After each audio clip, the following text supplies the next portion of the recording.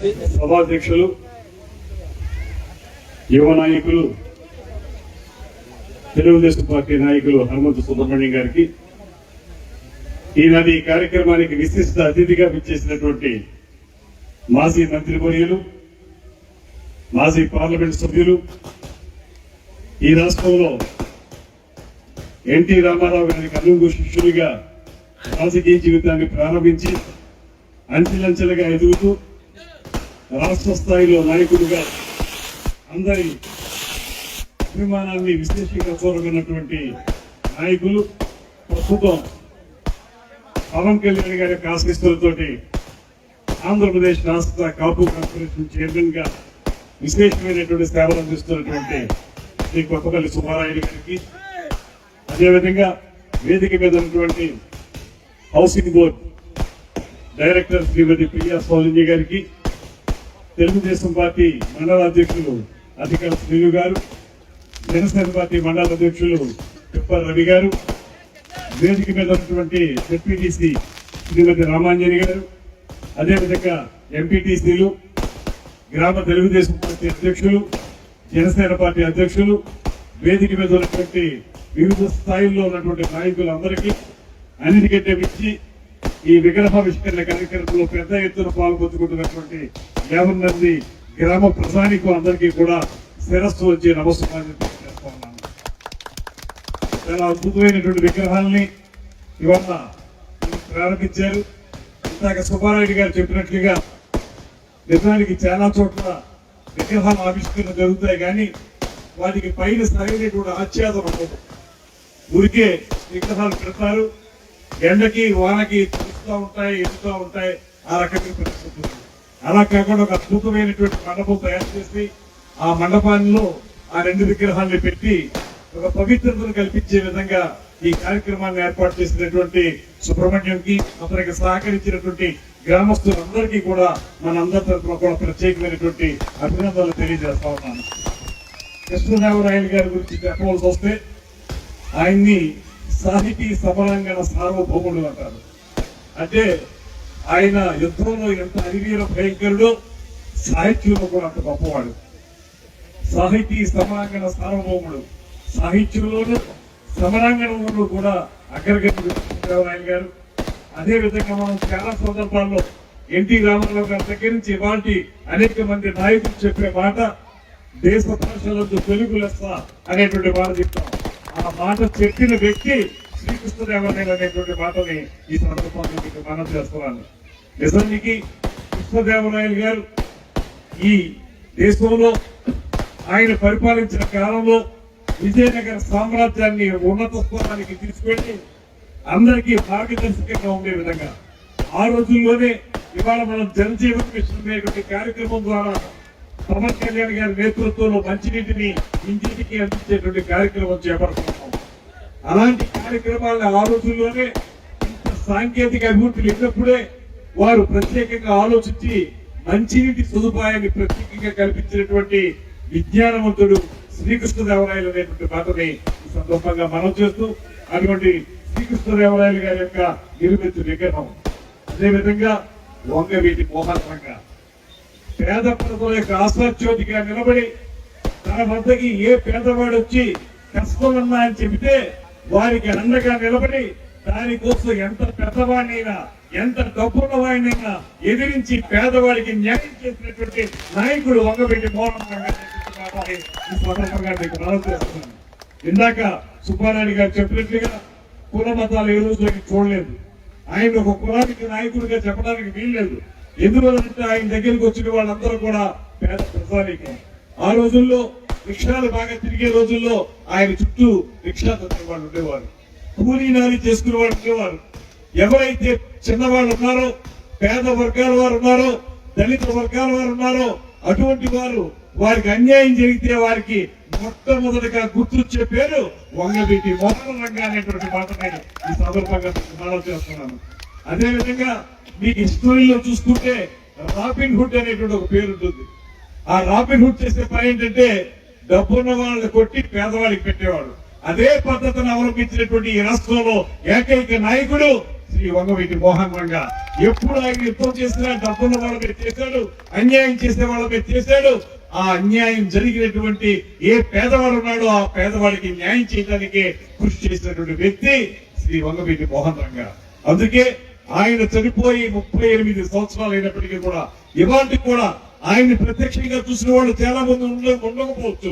చిన్నపిల్లలు, యుక్త వయసులో ఉన్న వాళ్ళు, వీళ్ళందరూ కూడా రంగా అమర్ రహే అనేటువంటి మాట చెప్తున్నారంటే ఆయన ప్రభావం ఈ సమాజం మీద ఎంతో అర్థం చేసుకోండి.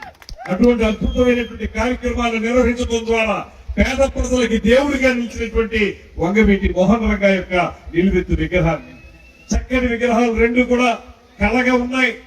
చూడగానే చేతులెత్తి నమస్కరించాల్సిన విధంగా ఆ విగ్రహాలు ఉన్నాయనేటువంటి మాట తెలియజేస్తూ వాడికి మంచి మండపాన్ని ఏర్పాటు చేసి ఇవాళ ఎవరైనా వస్తే కాసేపు అక్కడ కూర్చోవడానికి వీలుగా, సేద తీర్చడానికి వీలుగా ఒక అద్భుతమైన మండపాన్ని కూడా తయారు చేశారు.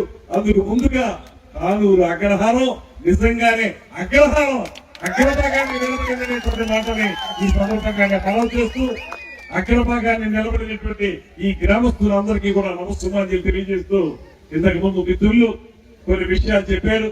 ఇవాళ మీ అందరికీ మొన్ననే ఎంపీ గారి నిధులు తీసుకొచ్చి 20 లక్షలతోటి దళిత వర్గాల వారికి కమ్యూనిటీ హాల్ నిర్మించినటువంటి సందర్భంలో ఆ ప్రారంభానికి ఎంపీ గారు, నేను, మన శేషారావు గారు రావడం జరిగింది. ఆ రోజు చెప్పాను, మళ్ళీ ఈ రోజు కూడా చెప్తున్నాను.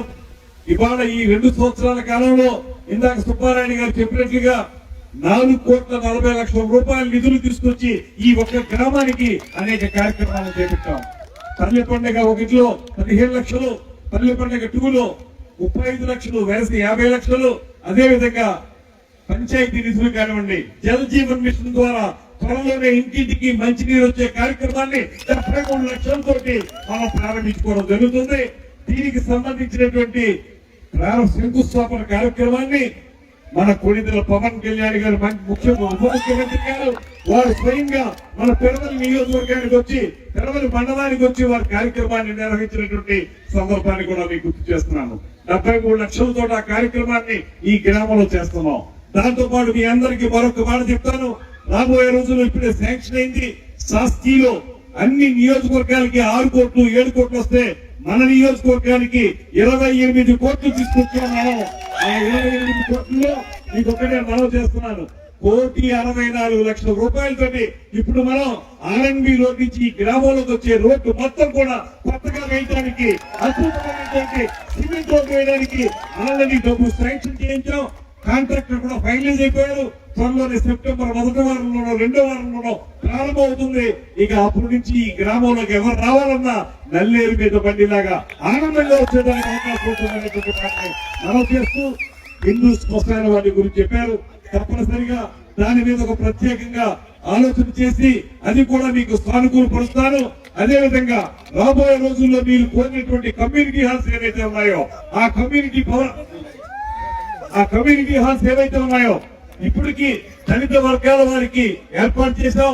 అదేవిధంగా మీరు కోరిన విధంగా ఈ సామాజిక వర్గానికి కూడా ఒక భవన సముదాయాన్ని ఏర్పాటు చేయడానికి తప్పనిసరిగా నేను కృషి చేస్తాననేటువంటి మాటను మీ అందరికీ తెలియజేస్తూ 2 సంవత్సరాల్లోనే 4,40,00,000 రూపాయలు తీసుకొచ్చామంటే రాబోయే 3 సంవత్సరాల కాలంలో మరిన్ని కోట్లు తీసుకొచ్చి కానూరు అగ్రహారాన్ని నెంబర్ 1 గా నిలబెట్టడానికి నేను ప్రత్యేకంగా కృషి చేస్తాననేటువంటి మాటని ఈ సందర్భంగా మీకు మనవి చేస్తూ, అదేవిధంగా ఇవాళ మీ ముందు నేను ఆ రోజున పోటీ చేయడానికి ఇక్కడికి వచ్చినప్పుడు నేను నిజానికి రాజమండ్రి రూరల్ నుంచి పోటీ చేయాలి.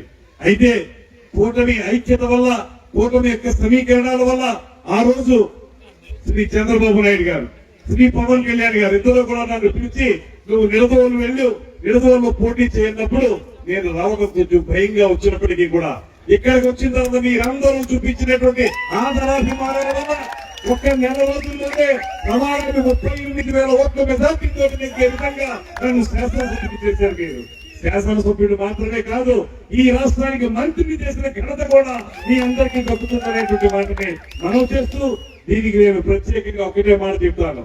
శ్రీ పవన్ కళ్యాణ్ గారు చూపించినటువంటి ప్రేమ, ఆ రోజు ఆయన నువ్వు నిడదవోలు వెళ్ళు, రేపొద్దున గవర్నమెంట్ వచ్చిన తర్వాత నిన్ను మంత్రిని చేస్తాననేటువంటి మాట చెప్పి ఆ మాటని పోషించుకుని ఇవాళ ఆయన ప్రేమతోటి, అనురాగంతో, వాత్సల్యంతో మీ ముందు నేను మంత్రిగా నిలబడ్డారనేటువంటి మాట కూడా ఈ సందర్భంగా మనం చేస్తూ, అదే సందర్భంలో పరిపాలనా దక్షుడైనటువంటి ఒక ముఖ్యమంత్రి, దార్శనిక నేత అయినటువంటి శ్రీ చంద్రబాబు నాయుడు గారి మంత్రివర్గంలో సభ్యుడు అవడం కూడా నాకు గర్వకారణమైనటువంటి మాటను కూడా ఈ సందర్భంగా తెలియజేస్తూ, ఖచ్చితంగా మీరు ఏదైతే ఆశిస్తున్నారో ఒక శాసనసభ్యుడిగా గాని ఒక మంత్రిగా గాని నా నుంచి ఏదైతే ఆశిస్తున్నారో అది 100% చేసి తీరుతాను. నేను ముందు నుంచి చెప్పే విధంగానే ఈ అధికారం అనేది నాకేదో గౌరవాన్ని ఇస్తుందనో లేకపోతే అధికారాన్ని అనుభవించాలనో కాదు, శాసనసభ్యుడు అనిపించుకునే కంటే, మంత్రి అనిపించుకునే కంటే కూడా మీ సేవకుడు అనిపించుకోవడానికే నేను ఇష్టం చూపిస్తున్నాననేటువంటి మాటని మరొకసారి తెలియజేస్తూ, తప్పనిసరిగా మీ కార్యక్రమాలు ఏవైతే ఉన్నాయో వాటన్నిటిని పూర్తి చేసుకుందాం. దాంతో పాటు అన్ని వర్గాల్ని కలుపుకోవాల్సినటువంటి బాధ్యత మన మీద ఉంది.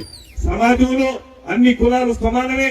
మనం అందరం కూడా కావలసిన పని చేయాల్సిన కార్యక్రమం ఏదైతే రంగా గారు చూపించినటువంటి ఒక మార్గదర్శకత్వం ఉంది. రంగా గారు ఆ రోజున పేదవాడంటే చాలు పనిచేశారు, అతను కులం ఏంటో చూడలేదు. అలాగే మనం కూడా ఇవాళ పేదవాళ్ళందరికీ కూడా మంచి చేయడానికి, దళిత వర్గాల వారికి కానీ, వెనుకబడిన వర్గాల వారికి కానీ, అగ్ర వర్ణాల్లో వెనుకబడిన వారికి కానీ అందరికీ కూడా సమాన న్యాయం చేయడం ద్వారా ఈ నియోజకవర్గాన్ని, రాష్ట్రాన్ని ముందుకు తీసుకెళ్ళడానికి కృషి చేద్దామనేటువంటి మాటని మరొక మారు మీ అందరికీ తెలియజేసుకుంటూ, ఇంత మంచి కార్యక్రమంలో పాల్పంచుకునే అవకాశం కల్పించిన మీ అందరికీ కూడా మరొక మారు శ్రద్ధ నమస్కారాలు తెలియజేస్తూ, ఒక అద్భుతమైనటువంటి విగ్రహాన్ని ఏర్పరిచారు, దానికి మంచి మండపం ఏర్పాటు చేశారు. అందుకు మీకు ప్రత్యేకమైనటువంటి అభినందనలు కూడా తెలియజేస్తూ సెలవు తీసుకుంటున్నాను. నమస్కారం. జై హింద్.